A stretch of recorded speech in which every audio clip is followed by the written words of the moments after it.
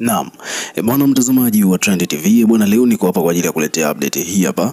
Na hii leo bwana inahusiana na kitu ambayo kimetokea siku ya jana katika tunzo za BET, tunzo za Black Entertainment Awards ambazo zinafanyika kule Marekani, na tunafahamu kwamba kwa hapa Tanzania na Afrika Mashariki msanii ambaye ameshawahi kushinda tunzo hiyo ni Rayvanny. Lakini kwa mwaka huu pia tulipata bahati kwa mara nyingine tena, msanii kutoka Tanzania alikuwa nominated katika tunzo hizo katika kipengele cha Best International Act, ambapo mwanadada Abigail Chams alipata nafasi ya kuwa nominated katika tunzo hizo za BET katika kipengele hicho ambacho ndio kipengele hicho ambacho Rayvanny alishinda miaka kadhaa iliyopita.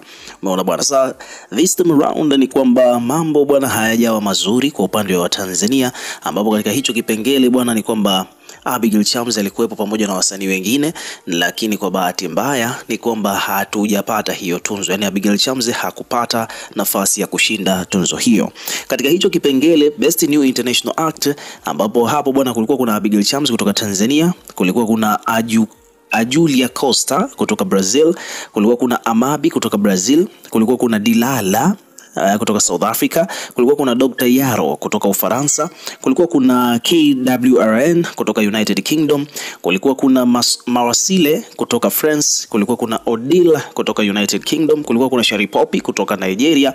Vile vile katika kategori hiyo ambayo Abigail Chams alikuwemo, kulikuwa kuna msanii mwingine anaitwa TXC kutoka South Africa. So hao ndo wasanii ambao walikuwa wako nominated katika hicho kipengele. Kwa kifupi ni kwamba hapa kwa upande wangu mimi nilivyoona tu hiki kipengele nilisema kwamba labda Shari Poppy anaweza kumsumbua Abigail Chams, lakini kwa bahati mbaya ni kwamba wote Shari Poppy kutoka Nigeria pamoja na Abigail Chams wote wamekosa katika kinyang'anyiro hicho, na amechukua msanii kutoka Brazil ambaye anafahamika kwa jina la Julia Costa.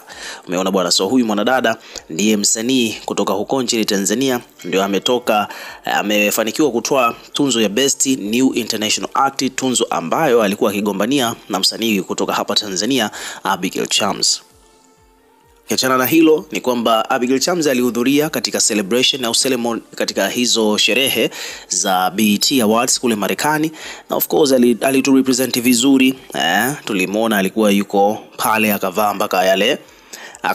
mpaka bendera kuonyesha kwamba yeye ni Mtanzania, na alikuwa anatu represent katika tunzo hizo kwa mwaka huu hapa 2025 huko Marekani katika tunzo hizo za BET. Lakini pia ilikuwa ni nderemo na vifijo kwa Watanzania wengine.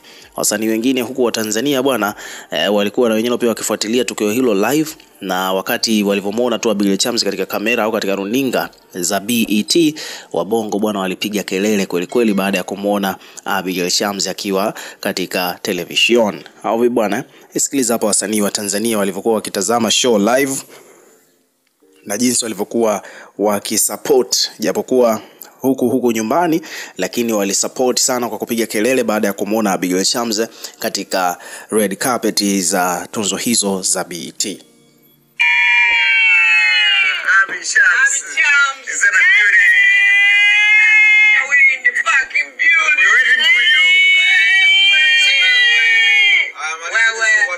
Okay, smile. Smile. Yes. Yeah. Yeah, so ilikuwa ni moment nzuri. Walikuwa hapa wakina Nandi na wasanii wengine kibao walikuwa studio kwa Stukizi, kwa walikuwa wanashuhudia tukio hilo la BET live. Kwa hiyo walifurahi sana kumuona, na ni moja kati ya vitu ambavyo vimetrend sana. Lakini kwa mujibu wa habari ambazo tumezipata, kwa mujibu wa vitu ambavyo vimekuwa vikiendelea huko mitandaoni, ni kwamba wadau wanasema kwamba Abigail Chams bwana kama vile amenyang'anywa tunzo hiyo. Alikuwa anastahili kushinda 100% kutokana na kwamba influence aliyokuwa nayo Abigail Chams katika mitandao ya kijamii ilikuwa ni kubwa sana. Hata ukiangalia wenyewe BET walivyoposti tu ni kwamba Abigail Chams post yake ilipata like takriban 971,071, almost like zilikaribia milioni. Umeona, comment zilikuwa nyingi kweli kweli kupita contestants wenzie au nominees wenzie wote, ambapo yeye Abigail Chams alikuwa na comment 79,000 ukilinganisha na huyu mdada ambaye alitokea huko Brazil ambaye anaitwa Julia ambaye ndo ameshinda hiyo tunzo. yeye huko Abigail ana like takriban post ya Abigail alivyokuwa nominated tu, alivyopost BET katika ukurasa wao wa Instagram. Abigail Chams alikuwa na like takriban 971,000. Huyu mshindi ambaye kutoka Brazil, huyu mwanadada, yeye alikuwa na like 47 tu. Alafu kwenye upande wa comment Abigail Chams alikuwa na comment 1079, huko upande wa pili kwa huyu mshindi alikuwa na comment chache sana ukilinganisha na za Abigail Chams, yeye alikuwa na comment 1038. Umeona bwana. Kwa hiyo wadau bwana wamekuja juu, wamesema kwamba bwana kwa influence ya Abigail watu wamempigia sana kura, Watanzania wamepiga sana kura ili Abigail Chams ashinde, lakini wameshangaa kuona kwamba huyu Brazil ameshinda. Wameona kabisa kwamba hii bwana ni mambo ya michongo, kuna mtu alisimama nyuma na kufanya mauchaguzi mwenyewe na sio kwa kufuatilia kura zinasemaje.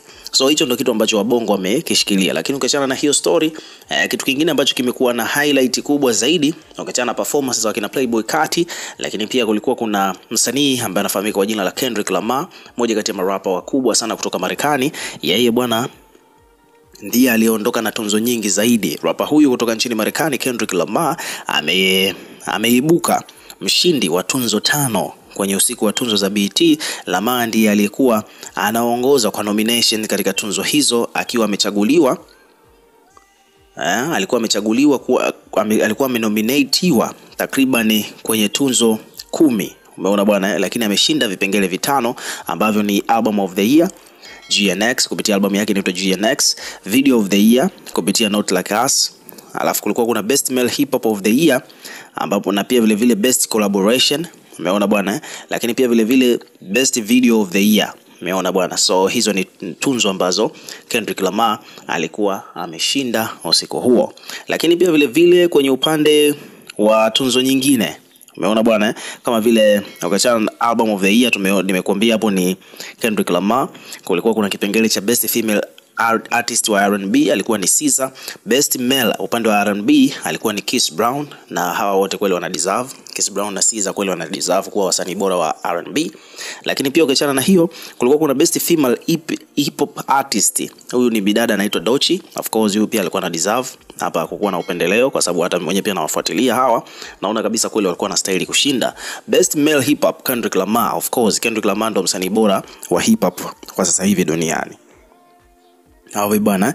Haya, ukiachana na hiyo, tukija tukiangalia tunzo nyingine ambayo watu walikuwa wanaitazama zaidi, Best Choice Viewers Choice Award amechukua Chris Brown.